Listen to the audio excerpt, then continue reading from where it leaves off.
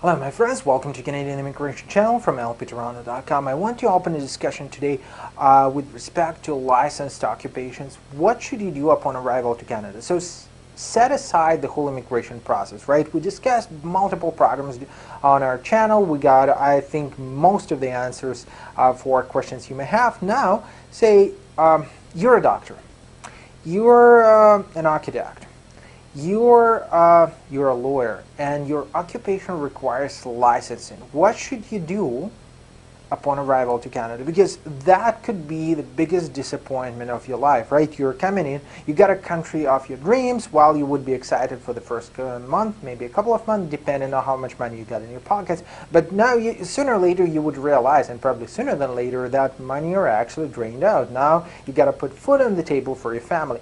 And it turns out to be very difficult because you cannot practice without license. Now, well, the easiest one would be architects, right? For you guys, I mean, there's the clear pathway for licensing. It would be pretty much easy. So typically within a few months, depending on which province you are coming to, you would be able to complete your licensing process. Same applies to most of the accountants, not bookkeepers, but accountants, right? There's the pathway to go with CPA, CJA, inter-exchange those, and typically you would take a few credits, and here you go, welcome, right? Again, depending on the province, but there is a clear way to make it work. Now, things are getting worse if you're a lawyer or if you're a doctor. Let's talk about doctors, right? Now, I know clients of mine for whom it took more than 6 years to get their license. And trust me, it's worth it. It's worth it money-wise, right? Even though you would spend a ton of money for passing all of the exams to proving your credentials, at the end of the day, right, you would get yourself a stable job with the hefty income, right? Therefore, it makes sense to get licensed as a doctor. But what should you do, I mean, before you get this license for these couple of years, 5, 6, 7 years, right? What if you are, let's say, in your 40s already, and I mean, it's quite challenging, right? And I have couples who are coming in, say one of the spouses, like 30 plus, managed to take language tests, the other one is close to 40s, right? So they come in, he or she is 40. Now, one part of the family or one adult in the family is making enough money, finds a job for him or herself, right, and starts working. The other person is kind of sitting at home, right? I mean, look, for a doctor, let's face it, working at a construction or working at McDonald's, that would be a disappointment, right? So you start actually thinking it over. Maybe it wasn't that bad somewhere in Eastern Europe or in India or in China, so should I go back? Yes and no, right? If you're stubborn enough, right, if you actually want to get licensed, probably your first step would be finding a job which does not require licensing, but still in your industry. Medical receptionist, assistant. For dentists, it could be a hygienist, right? So something which does not require licensing, but at the same time, you will be in the same industry.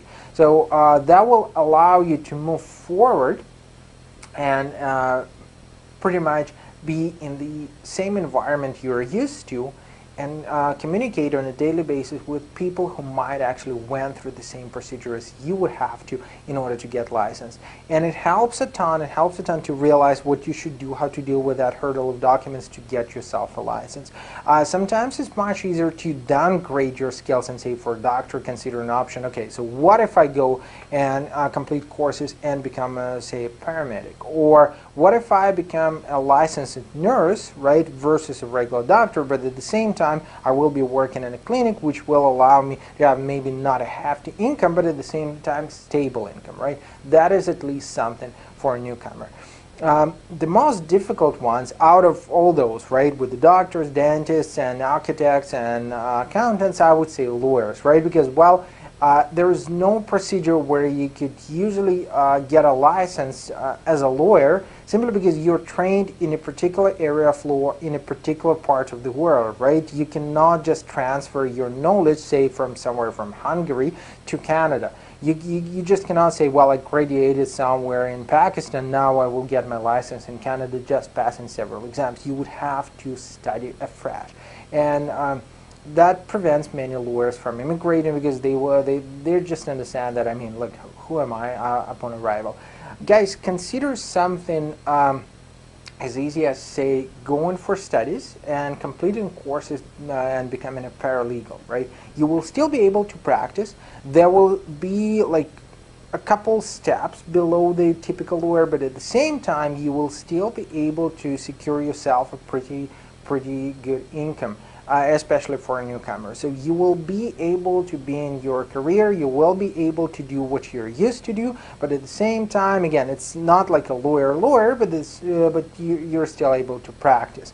And by the way, for paralegals, for those of you who are asking me a question like, okay, but I mean, I still got to feed myself and my family while I'm studying, there is a clear way, at least in Ontario, where say, government will compensate you for studies, for your living expenses, sometimes depending on your financial conditions while you're studying, and after you find yourself a job, you will repay a small portion of that. So if you want to discuss how to do it properly, how to find such a program, mostly welcome to come in, leave a comment, drop us a line. Our contacts are at the end of each video. Stay tuned with us, and of course subscribe for the channel.